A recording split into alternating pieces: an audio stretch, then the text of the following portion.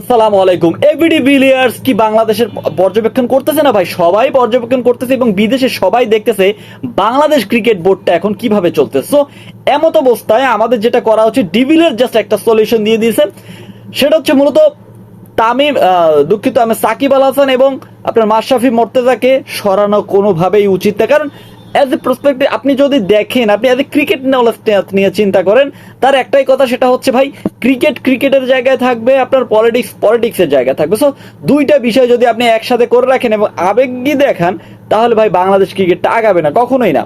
কারণ আপনি যদি মাশরাফি বিন মুর্তজা, তার ট্যালেন্ট সম্পর্কে কার কোনো সন্দেহ নেই, তিনি বাংলাদেশের জন্য কি করছেন সেটা সবাই দেখছেন। সাকিব আল হাসান কি করছে সেটা সবাই দেখছেন। অ্যাজ এ ক্রিকেটার, আমি পার্সোনাল ইস্যুতে যেতে চাচ্ছি না, as a cricketer Shakib Al Hasan কি করছে সেটা আপনারা সবাই দেখছেন। তার ট্যালেন্ট নিয়ে কোনো প্রশ্নই উঠতে পারে না অ্যাজ এ ক্রিকেট নলেজ হিসেবে, আমি বারবার বলতেছি অ্যাজ এ ক্রিকেট হিসেবে।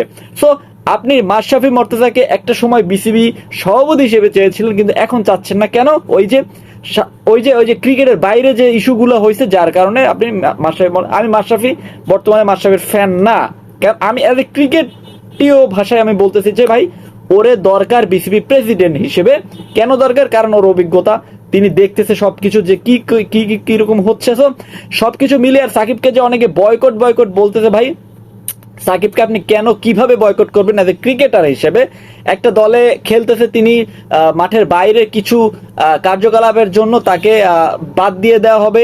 ক্রিকেটীয় যদি কোনো কার্যকলাপ হইতো, ক্রিকেটের মধ্যে যদি কোনো ডিসিপ্লিন মানে মেনটেন হইতো না, তখন তাকে বাদ দেওয়া যাইতো। বাট এখন বিদেশিরা সবাই দেখতেছে জিনিসগুলো কি হচ্ছে। ডিভিলিয়ার্স সোজা সাপটা একটা কথা বলে দিছে, ভাই আপনি ক্রিকেট এবং পলিটিক্স একসাথে মিশাবেন না, তাহলে কিন্তু বাংলাদেশ ক্রিকেটটা ধ্বংস হয়ে যাবে। সো অন্যথায় আপনার পর্যবেক্ষণ যেটা হচ্ছে, আপনার মাশরাফিকে অবশ্যই ক্রিকেটের মধ্যে ইনভলভ থাকা উচিত, এবং সেক্ষেত্রে আপনার মাশরাফির পাশাপাশি সাকিব আল হাসান তো রয়েছে, এবং তারই সাথে নতুন কোনো সংগঠন মিলে আপনারা কাজটি করতে হবে, এতে বাংলাদেশ ক্রিকেটটা যদি আগে এগিয়ে নিয়ে যায়। সো এখন কথা হচ্ছে ভাই, আপনি অতি আবেগী না হয়ে তাদেরকে বয়কট না করে ফিরিয়ে আনুন। আমি সেটা বলবো না, তারা নিজের ইচ্ছায় যদি আসে আসবে, না আসছে নাই। সো সেক্ষেত্রে আমি একটা কথা বলবো, ভালোবাসার মাশরাফিকে নিয়ে মাথায় তুলে রাখছিলেন ম্যাচ এক্সপ্রেস, মাশরাফির অবদানের কথা আপনার ভুললে চলবে না ভাই।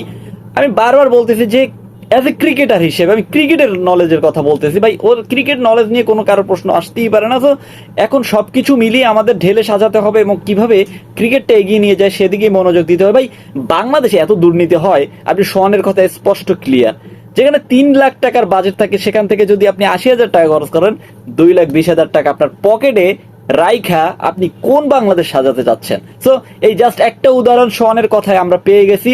এবং আরেকটা কথা বলতে, সেটি হচ্ছে আপনি যদি বিজনেস এবং গাড়ি বাড়ি করার ইচ্ছা থাকে, তাহলে ক্রিকেটে ঢুইকেন না ভাই, কারণ ক্রিকেটটা আপনার ওইগুলো করার মঞ্চ না। সো একটা কথাই বলবো, দেশকে যদি এগিয়ে নিয়ে যেতে যায়, আমাদের সবাইকে কাজ করতে হবে। আর হ্যাঁ, আপনি কি মনে করেন কোন কোন কাকে কাকে বাংলাদেশ দলের ইনভলভ করলে সব থেকে ভালো হয়? প্লিজ কমেন্ট করে জানাই দেন।